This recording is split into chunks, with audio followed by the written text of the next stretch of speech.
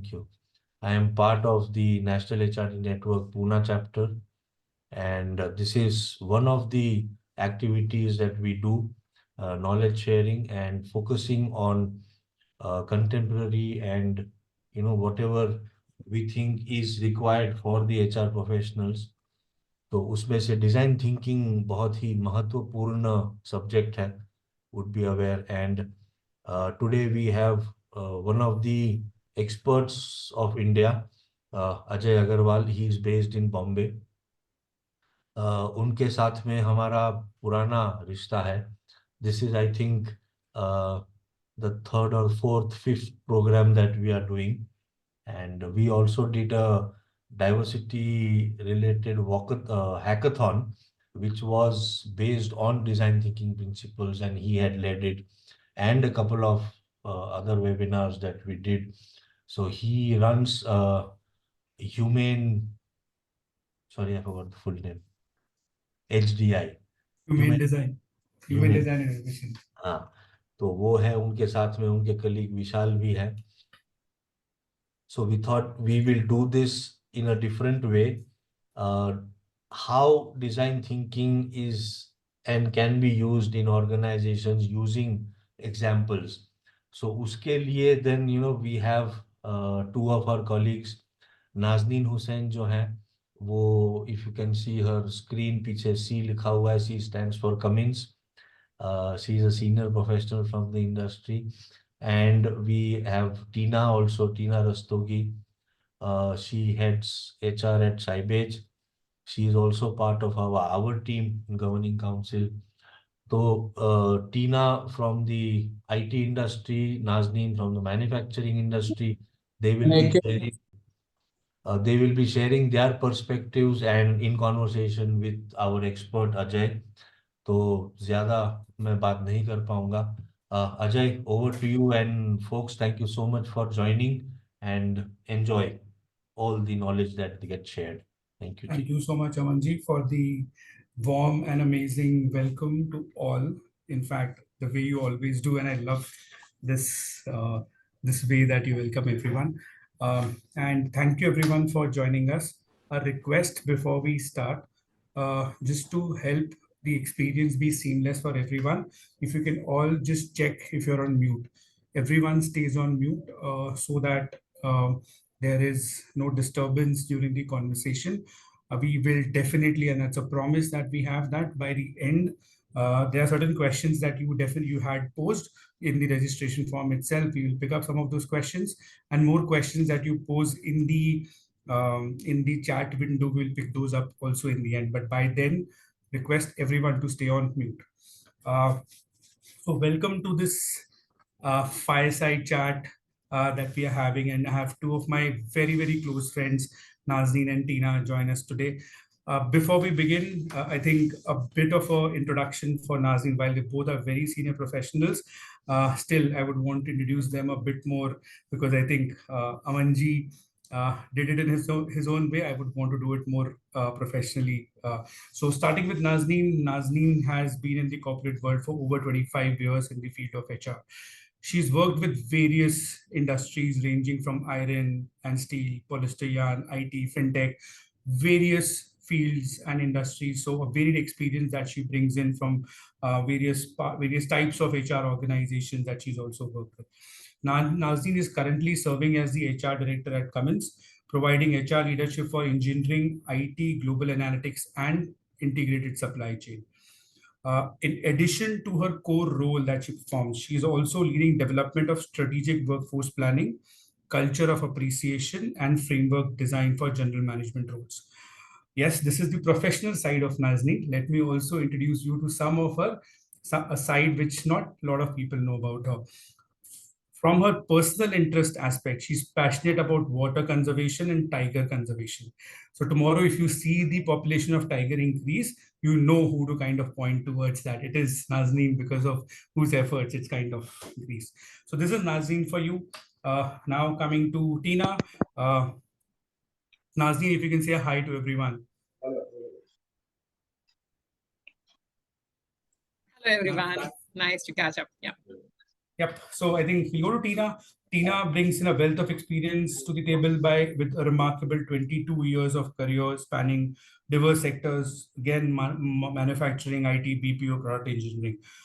Her passion for HR has been recognized by prestigious organizations like World HRD Forum, a World HRD Congress, People Matters, etc. Currently, Tina spearheads the HR function at Sybage, where she thrives on aligning HR strategies with business goals. She's a champion for nurturing talent and fostering a truly inclusive workplace environment.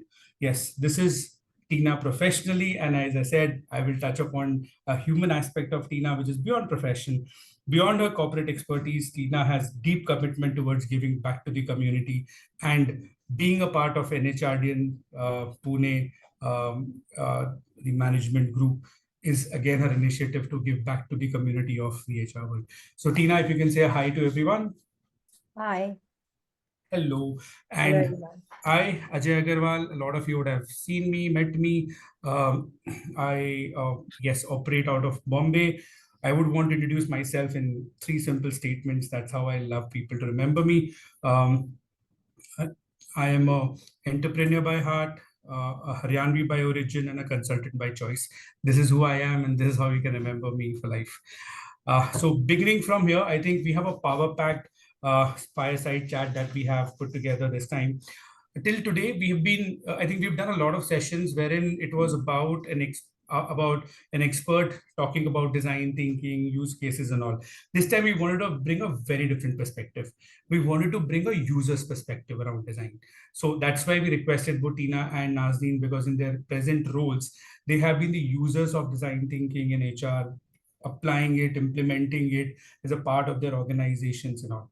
So I think, guys, a reminder, all of you keep posting your questions. We have some, but there can be more interesting ones that you will come across from the conversations that we're having with Nazneen and Tina. So I think we'll begin by just taking some opening comments. So design thinking or human-centered design, as it is known, recently has become a talk of the town, Tina and Nazneen. And with a lot of organizations trying to experiment with it in different ways, different areas, different parts of the business, and specifically say HR for today's conversation.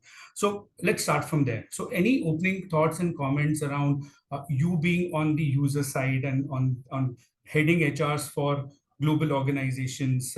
How has your experience been with respect to applying, implementing design thinking within your organization? Before we go to the next part, wherein I will try and see more specific use cases, but any opening comments that you have around that? So maybe we'll start with Nazneen. Thank you, Ajay. So Ajay, I'll respond in context of my organization, which is Cummins. So for us in Cummins, everything kind of is rooted into its leadership culture.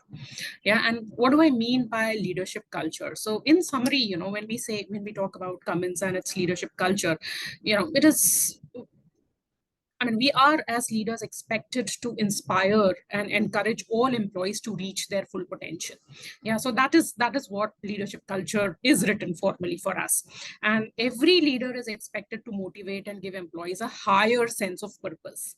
That's very critical and is an expectation from all the leaders. And leaders are expected to seek a diversity of perspectives, styles, and strengths. I'm especially kind of emphasizing on certain words, because they directly relate to how we have to think about design thinking. So they are expected to seek a diversity of perspectives, styles, and strengths to ensure higher performance, create better outcomes for our customers and the company. So I'm specifically reading a certain sentence of the leadership culture because that is core to us, So and how does this entire leadership culture sort of come to life for us? So there are about 8 leadership behaviors, not about exactly 8 leadership behaviors that we sort of focus on.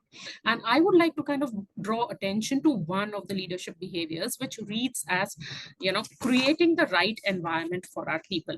And it is further broken down to say that all leaders are expected to create an environment to ensure people feel free to express their thoughts, ideas, feelings, and emotions. This is written in our leadership behavior, actually. Yeah. So just see thoughts, ideas, feelings, and emotions. Also, they have to demonstrate caring, listen emphatically, and be fully engaged and present during conversations. So this is what is expected. This is formally written in the leadership behavior that is expected. And proactively seek to understand others' opinions and actions, and should be interested in the whole person, not just the professional one. Yeah. So this is how everything flows in terms of what is our leadership culture, how does it come to life through various leadership behaviors, and of course then there is an expectation around driving the culture of diversity, equity, and inclusion, and the culture of innovation. Yeah. This is how everything, so to say, comes to life, and how we are expected to behave and be role models within the organization. Now, if you carefully look at all of this, there is so much of focus on employees, their emotions, their feelings, and how they are motivated, and what is the larger purpose that they are looking for, and how as an organization we, so to say, enable that. So now, employees are at the center of the strategy, Ajay, for us in Cummins. And therefore, if you have to tie all of this together and ensure that we are creating initiatives, taking actions, engaging employees, then design thinking and how we think about our people and HCD is I would say, a thread which kind of flows through the organization and binds everything together and makes everything kind of work together when it comes to human resources and people. And I therefore, as a leader in human resources space, I really would want this entire thing to become a DNA of the organization, and should get into the muscle memory of the organization and its leaders as to how they operate when they were to look at the leadership culture, the leadership behaviors, and the culture of inclusion and innovation. So this forms the base for me. Interesting. I think, Nazneen, I'll come back to you because I have a important point that I want to kind of delve deeper into about how is this whole leadership behavior or leadership culture to behavior, and how is it kind of getting into action. I'll come back to you for that. Before that, let me take the opening remarks from Tina, and then I think I'll come back to Nazneen to build on to the thought that you've just planted, Nazneen, on the introductory note. Okay, thanks, Ajay. I'll pick up from where Nazneen was talking. We also believe on the similar lines. So I was introduced to design thinking at Infosys. Okay, we had Vishal Sikka who joined us as an CEO, and he was a hardcore believer of design thinking as a concept. What we have, the IDIP concept, and it was the first time we heard about it. There were a few HR professionals who were identified, and and there was actually not only HR professionals, there was a cross-functional team which was socialized to the DT concept, what DT is all about. And after that, we had the TTT workshop for a few of the professionals, and I was one of them. That is where I was introduced to DT, and that is where DT was something which was at Infosys. The objective is to drive that in the Infosys culture and DNA. Okay, and after that, I have been one of the users of design thinking, and that is what I've tried to inculcate at Sybage also.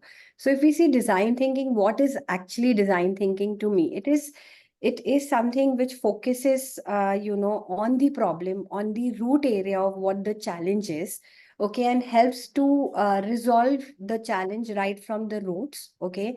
The main concept what we use in DT is, the empathy. Empathy plays a very important role, and that is where it is an important, trait for the human resource function also. The other thing it helps us also is to move from the traditional way of coming up with, resolving solutions, okay, to problems, and looking at, a new way, an innovative way of coming with solutions.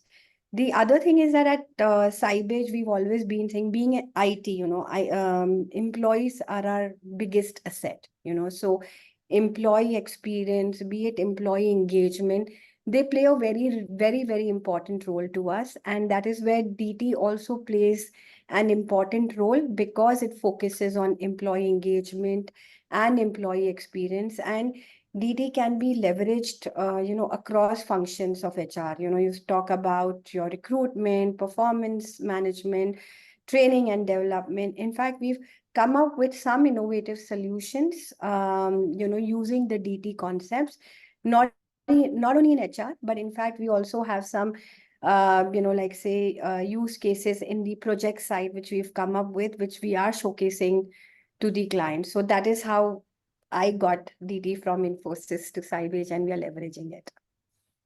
Superb. I think some two drastically different worlds and different ways of using design thinking or talking about design thinking. I'll come back to you, Tina, as well. But first, let me go to Nazneen and talk about two aspects, Nazneen, that I want to kind of do a build on. One is, so you talked about the framework that you put together, which is of leadership culture to behaviors, and from there, kind of moving it into people. Now, can you just talk about some specific actions that the organization is taking of actually getting into the people? So how do you transition from the framework to the definitions to actually making people actually behave in that particular manner, behave in whatever leadership behaviors have been defined? So what are the specific actions that you've taken as an organization? To the second question, that is, there is being a manufacturing setup, right? How easy or difficult has it been for you to kind of drive this entire culture and behavior within the organization? Two questions specifically for you. You're on mute.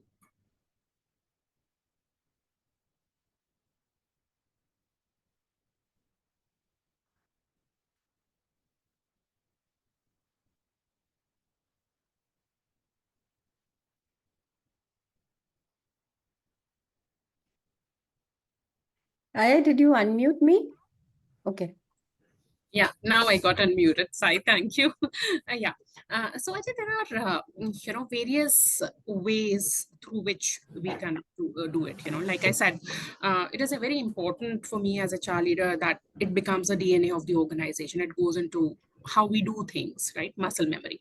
And I'll start with a very simple example. So there are examples which are very simple to very complex as well. So now if I were to start with the most simplest of the examples, so how do we kind of bring it into the way of doing daily things?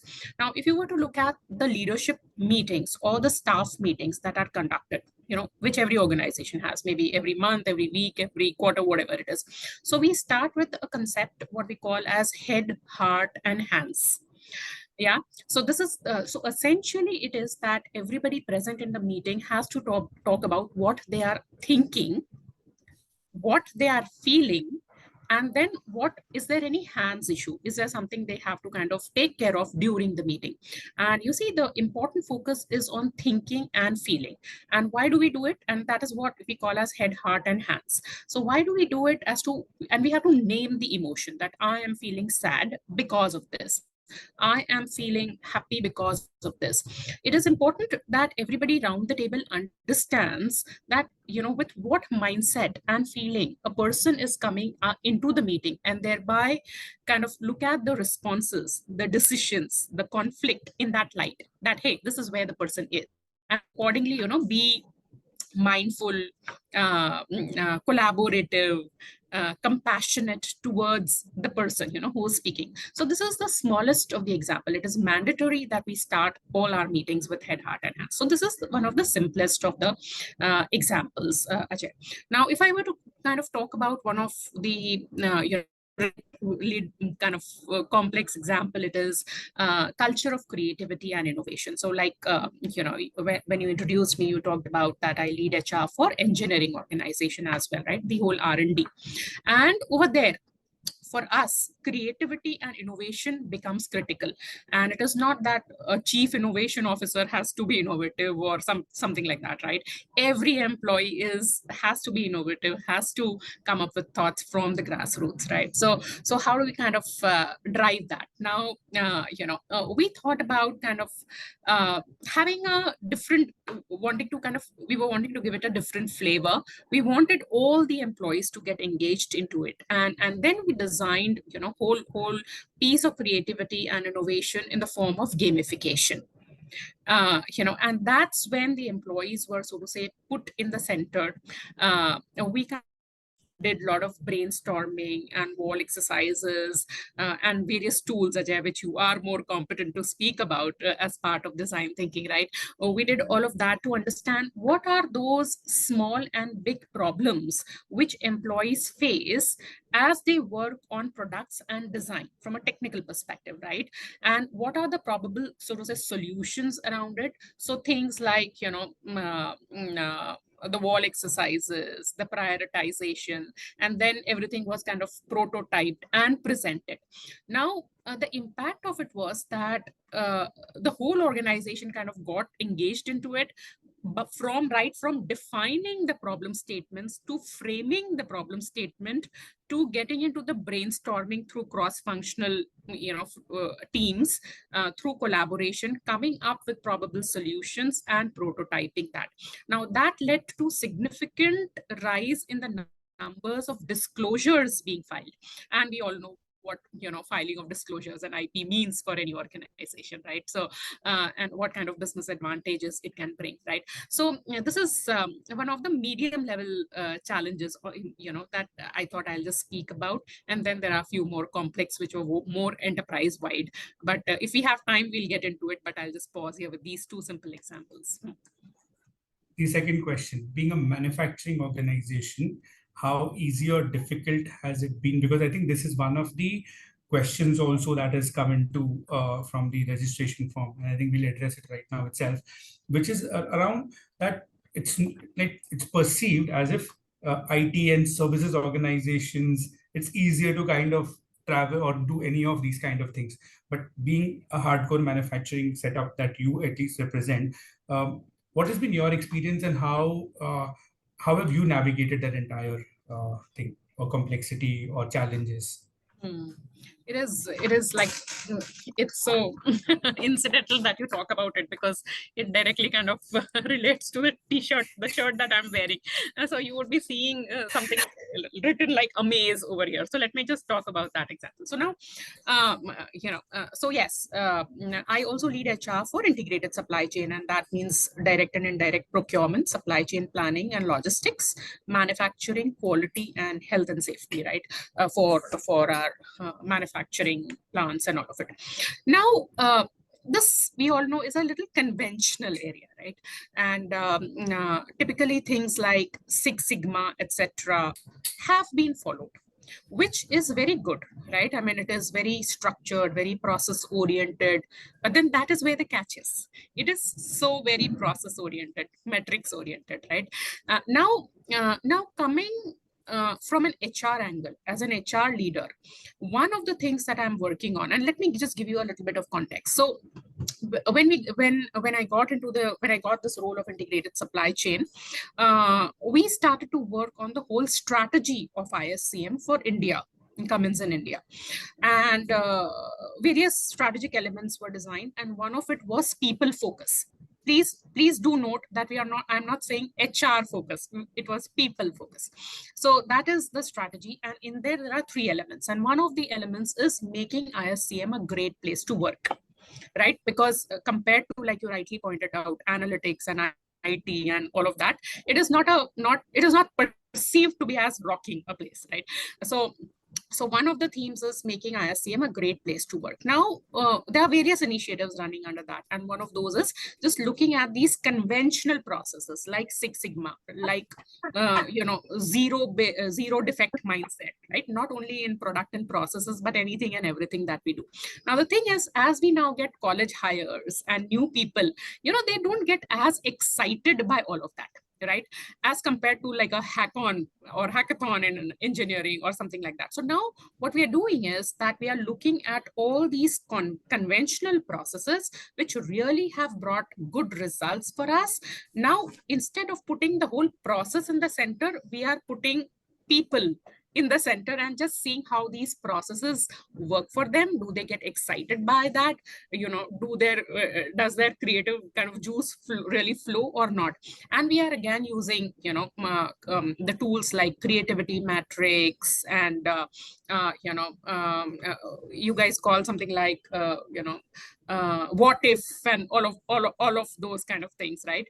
And kind of asking them only to help us understand what will kind of get these set of processes, how can we modify these processes so that we are able to get the required level of innovation, creativity, zero defect mindset, but at the same time people actually enjoy that. So we are making a shift from process centric to people centric, and how these processes then are perceived and how people engage with those. And this certainly is supported by our sponsors and stakeholders who are business leaders. So they also actually want us to do this. Super amazing. I think, Nazneen, thanks for breaking that myth. So guys, from manufacturing, here's a live example of manufacturing to make it a cool place to work. I'm not using great place to work for whatever for reasons, but for making it a cool place to work, I think there is definitely scope for creativity and these kind of things coming. Okay, I think we'll switch to Tina. Now, Tina, you represent and you've been in various parts of the industry, but however, started with Infosys, now with Sybage, IT, doing a lot of implementations of design thinking on both sides. So if you can touch upon two aspects that I want to understand from you. One, so first touch upon that the role of HR to help business get enabled on design thinking and deliver through design thinking to end clients. That is number one, which is business goals, kind of looking at that. And second, I would want you to touch upon certain use cases that you would have seen of applying design thinking into HR. If you can talk about some specific use cases where you've used design thinking in HR as well. Two questions: how do you enable business? Certain examples around that or stories around that.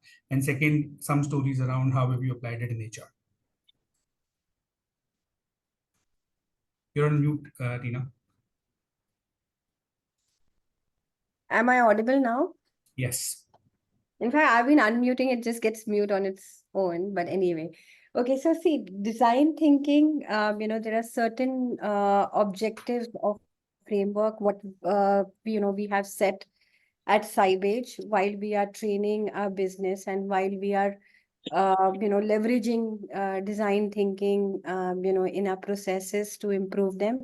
One is that it is, which is also one of the main concepts of design thinking, that it has to be human centered, like say, rather than making decisions which are only beneficial for the organization, like it's not one way, but also understanding the perspective of the stakeholders, accommodating their preferences. So that is something is our first objective, which we've defined in our framework.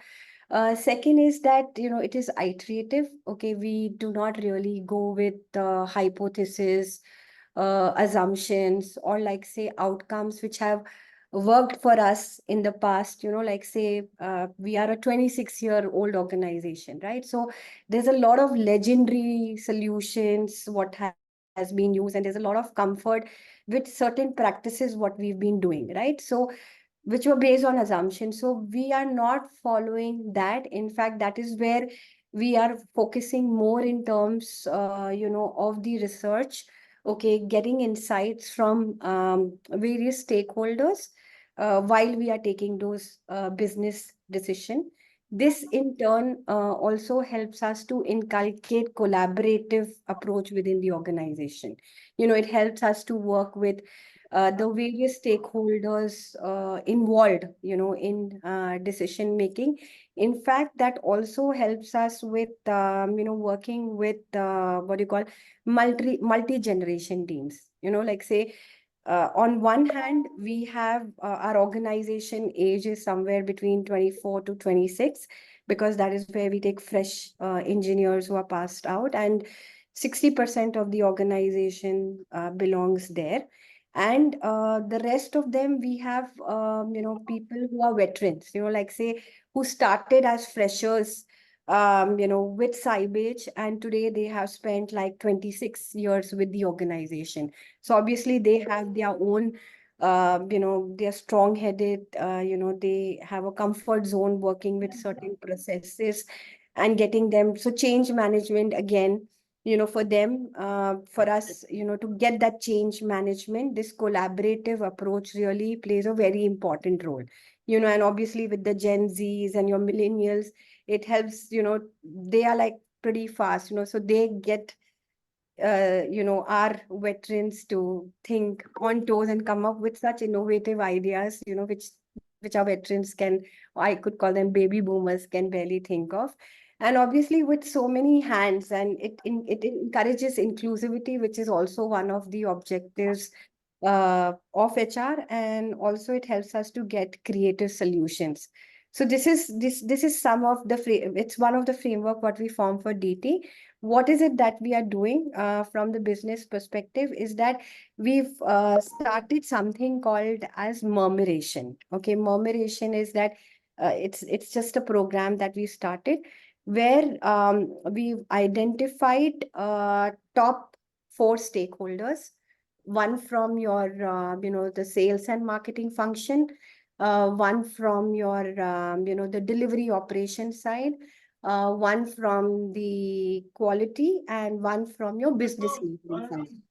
So where we have these four main you can say account heads for the murmuration project, and whoever has gone through the DT certification, we've got them be part of these four account heads team. Okay, and again, the team is pretty blended, it's pretty diverse. You have people from various functions. So we've consciously taken a team from each of these functions and put them under these four stakeholders. And there they are following the, your design thinking concept, identifying, the challenge areas which are there for them, for each of those functions. And it's like basically how you have the product and how you have the customer. So they have to now identify what is the challenge or build that product, and then come up with solutions on how you have to sell it to the customers. This process is on right now, and they are going to be presenting to the management. Post that, we are going to be presenting these testimonials, case studies, once implemented, also to our clients. So this is how we are implementing design thinking on the business side. Okay, on the HR side also, we have certain use cases. Like I mentioned that design thinking, I'm a strong believer and user of design thinking, and I believe that it can help you in any function of HR. So let's take last year where, there was this boom in IT, and we would just go ahead and hire anybody who spoke IT or just said IT, we would just hire them. So obviously because there was so much demand, so that is where our joining ratio had gone for a toll. And it was very difficult for us to even get, people for interviews, like say, why is it that because they had like so many interviews which they were attending. So at times they were not even coming for interviews.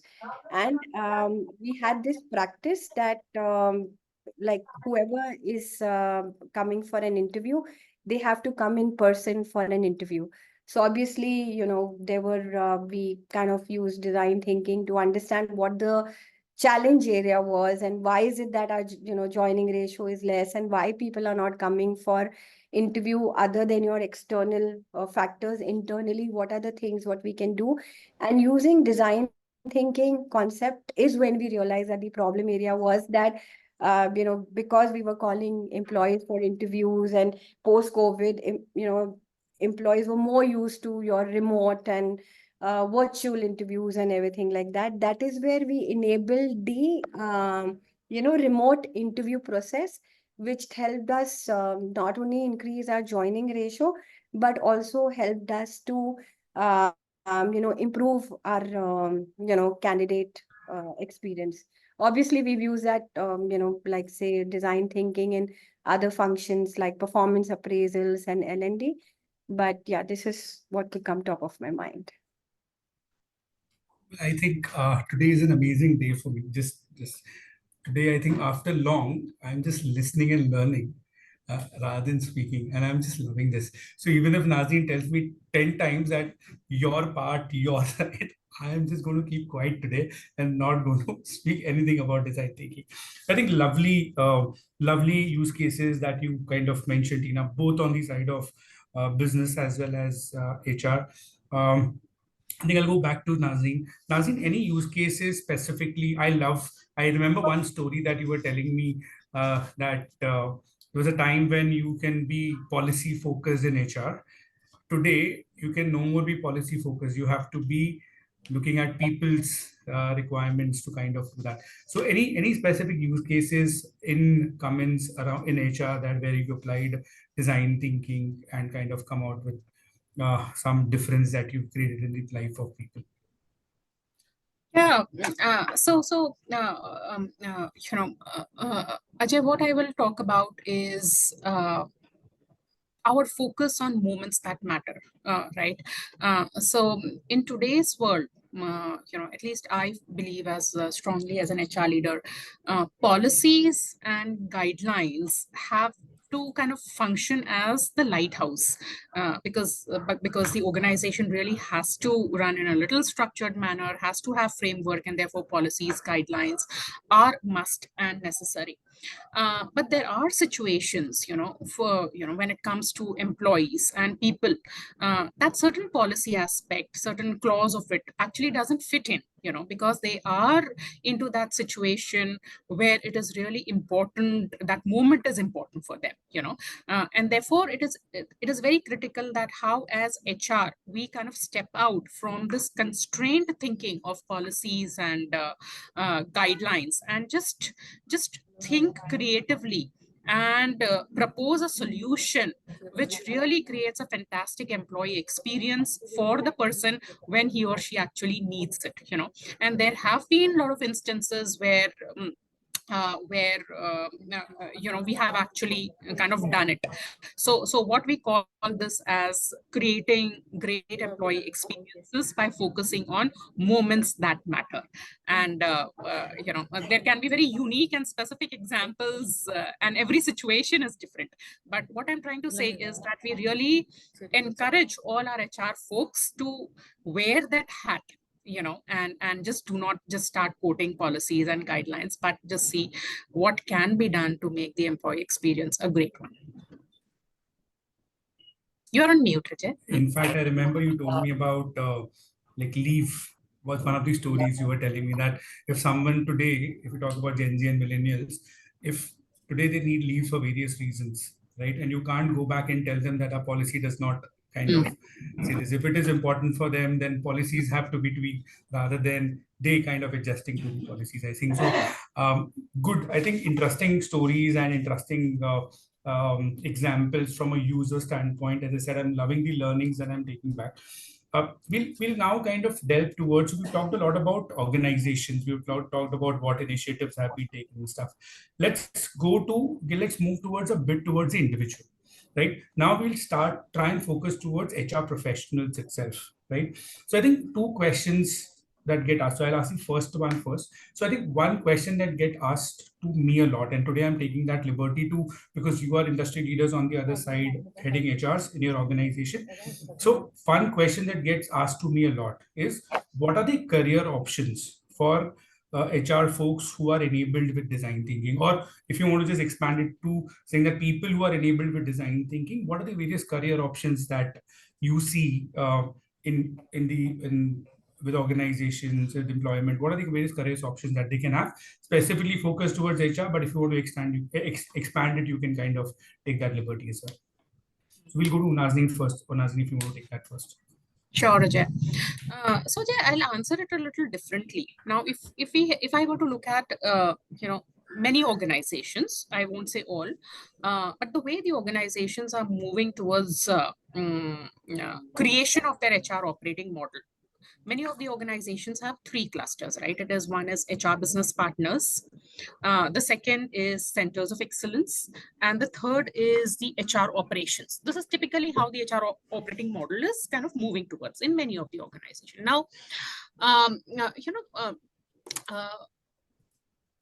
I have certainly experienced that people who understand this concept of design thinking, who have, so to say, experienced this and dabbled and have learned various tools of design thinking, they are certainly able to bring in a lot of value to the table. Now, I'll give you an example. Let me just start with, say, HR business partnering, which we expect of an HR business partner to be strategic, to provide strategic business partnership to the leaders and to everybody, right? So, for example, in Cummins, we started on putting together a strategy, which was a business growth strategy for Cummins in India.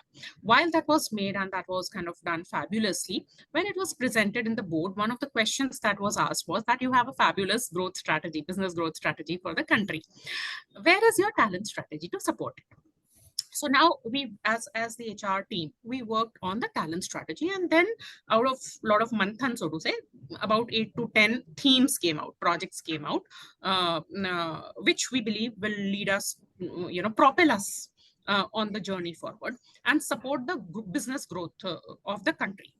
Now, one of the things is the learning organization. And when I say learning organization, it is essentially to say that with the way things are changing, the skill requirements of the employees are changing, both cognitive and technical skill needs are changing. How do we ensure that the employees stay relevant? Right, and also how employees take ownership of their own learning and of the fact that they need to stay relevant, because not everything can be taken care of by the organization always, right? Organization is there to fully support, but then that intrinsic desire to learn and stay relevant has to come from within, right? So then we designed a complete concept of learning organization, which has various elements. Now, the way this learning organization was designed was completely through the design thinking methodology and process. And, I don't really want to kind of get into what all tools were used, but things like, because everybody learns differently, right? Everyone, whether it is different generations, whether locations, some people work in hybrid roles, some people work within the organization, physically present. So everybody has a different situation, is at a different phase of career and life, and also learns differently. So things like,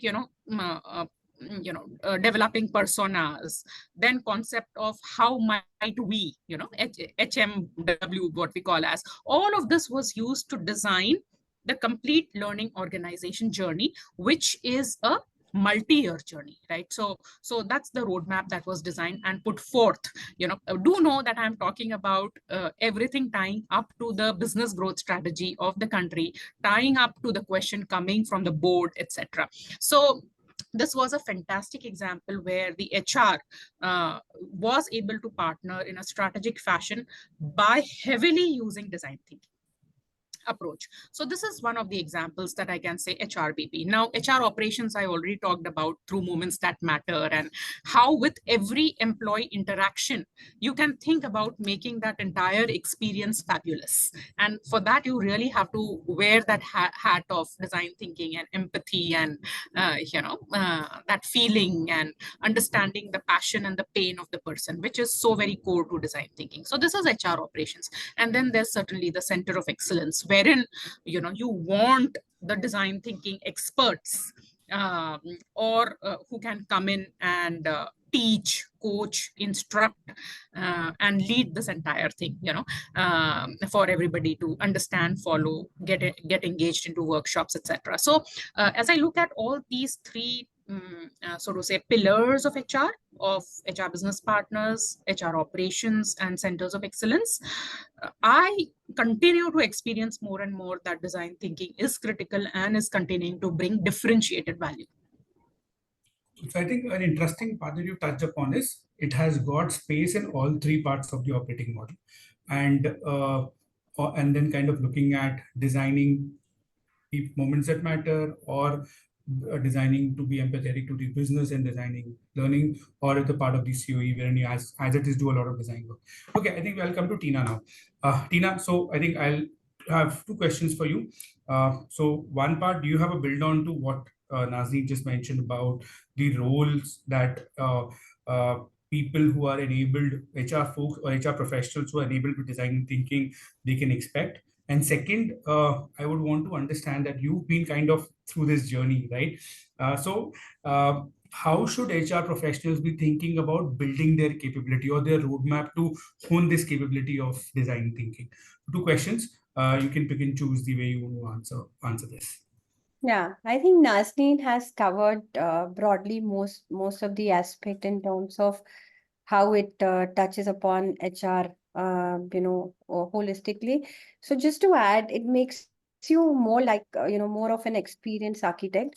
And in case if you have leveraged design thinking in any of your roles in HR, and if you are approaching any organizations, like say if I have to hire someone for my organization in HR, and if someone says that they are, like say DT certified, or they have done some workshops on design thinking, or even if they've gone through the basics of design thinking, it adds value, okay, to their CV, because you know that if the person understands the concept of design thinking, so they've moved away from your traditional way of handling HR problems to a more broader and more innovative transformative way of handling your HR problems. That is one. Second, we spoke about it, is that the core of design thinking is empathy, right?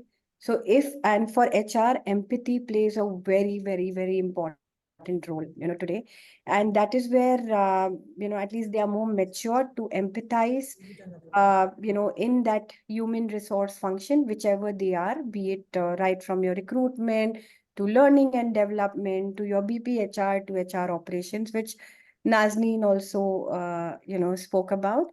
Yeah, and also it, I also feel it touches upon, the EI aspect to it. That's again another topic, so I'm not going to go into that. But yes, this is what I would want to add to your first question.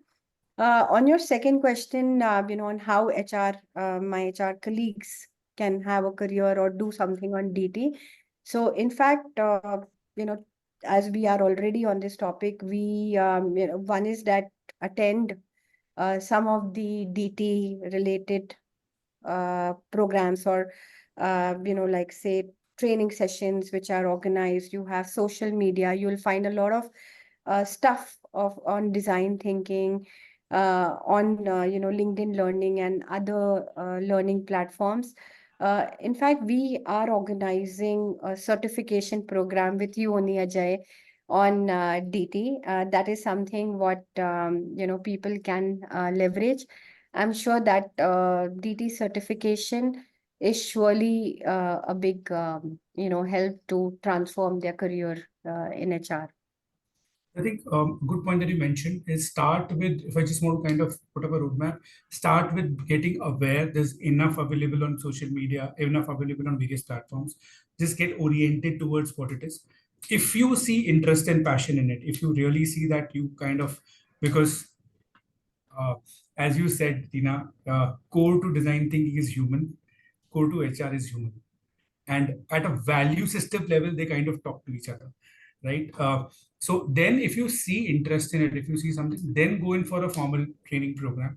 And one suggestion that I would want to add to what Tina says, whatever you attend, wherever you attend it from, attend something that gives you application and implementation experience rather than just giving you a training. Because I think really what will matter, and that's my experience of kind of working with a lot of organizations, what will really matter is not your certification, but what you have made out of that certification. So when you go for your interviews as well, what I've seen a lot of people talk about is the projects that you've done, is the kind of work that you've done in this space. And if that speaks, then no certification spins can speak further. I think great conversations and great learnings that I've had. I will just take a pause right now. I think it's already 5:55 that we are at. So I'll just take a pause and we will look at some of the questions that people might have either typed right now or they would have asked. So I will first, maybe by the time people start typing some questions, I will ask some questions from what people have put up in their registration form. Okay, and these questions are open to both of you. Any one of you can pick it up and kind of answer. Some of them we've already answered, so we'll not take them. We will take some questions that will be built on to this. So one of the questions that have been put together is so interested. So someone wants to know that what are the challenges in creating an innovative culture in organizations where there are very strong established hierarchies that are there in the organization. So what are the challenges that you faced in kind of driving an innovation driven culture? Because I think the myth or the kind of conversation is innovation is a lot about flat organizations, no hierarchies and that kind of a thing. So if you can just talk about that, maybe any one of you.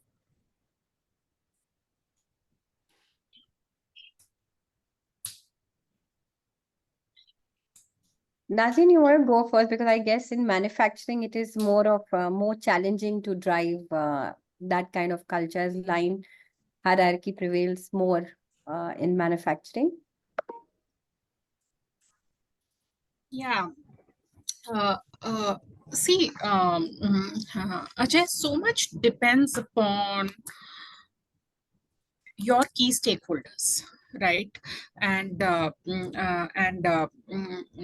what kind of value they see and how they want to kind of push for innovation through the organization.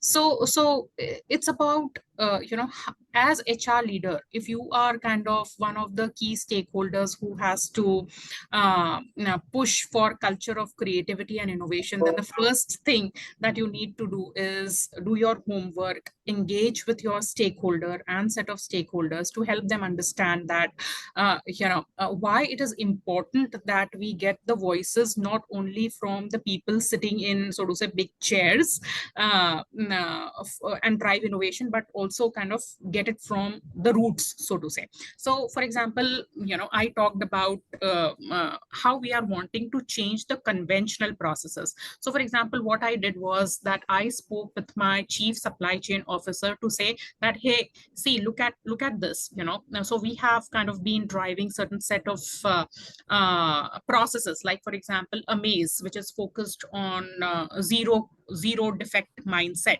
and we have been getting certain kind of outcomes from it, and we have been converting it into, so to say, dollar saving value and all of it. But the thing is that how many people and who are those people who are getting engaged? Here you have a set of people who have joined from colleges, who come in with newer ideas. Here is a set of people that you hired into niche roles, so to say, who are your experts in industry 4.0, IIoT, robotics. Are these people engaging, or is it your old, sort of, a set of people who are just engaging into all of it?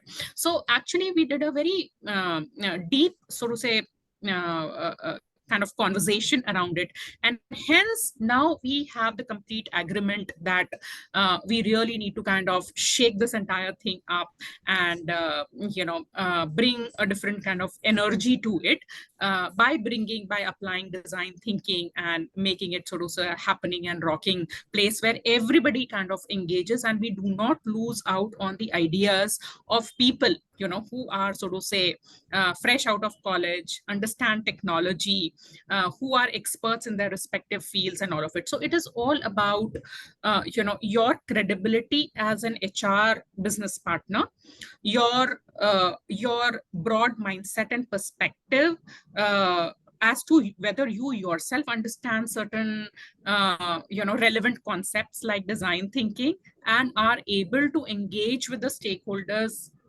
drawing from the knowledge of it, the concept of it. You might not be an expert, but at least you understand the core of it, and then kind of break down all such conventional mindset and kind of get going is what I would say. And this is a real example of, and we will be kind of taking, there are many such processes in manufacturing and quality, and we are just taking one process of Amaze, which is focused on zero defect mindset, and will be prototyping it. So it is all about, whether you yourself understand it fully and are able to engage meaningfully in the conversation with the stakeholders. So now, Nancy, I will comment.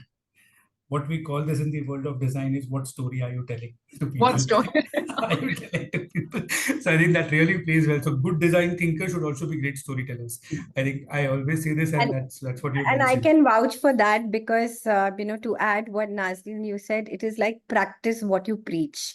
Okay. So what I usually do is we spoke about certain examples. So we leverage design thinking in one of the processes.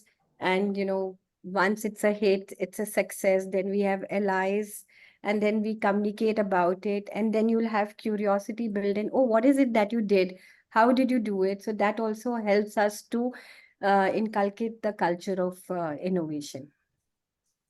Sure. I think, thank you so much, Nazneen and Tina. There are many more questions, but I think in the interest of time, we will take a pause here.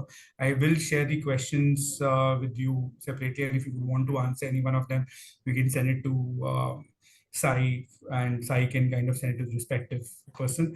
But I would want to humbly say thank you to both of you for sparing time and sharing your insights as a user on how have you seen the other side of the world, which is actually applying it, implementing it, facing the goods, bads, ugly, the pride of creating something new, all of that. I think thank you so much, and thank you to all the listeners and the people who've joined us. I think I'm sure you all are carrying something back from this session, because that's the objective that we at NHRDN drive. That one part of it is definitely trying to build as much as knowledge, or trying to give back as much as knowledge to the community. For people who are really interested in exploring design thinking more, as Tina mentioned, that there's something coming up from NHRDN itself. So if Saee, you can kind of launch the poll for people who are interested, if they really want to look at exploring this further, so they can kind of give their yes, no, whatever. I think just to repeat, for people who are really interested, if you can give us a yes or a thumbs up in the chat session. Chat session will be great. Someone from the team will reach out to you to kind of help, or there's going to be subsequent communication that's going to come to you as well. You can look out for that and kind of explore if this interests you.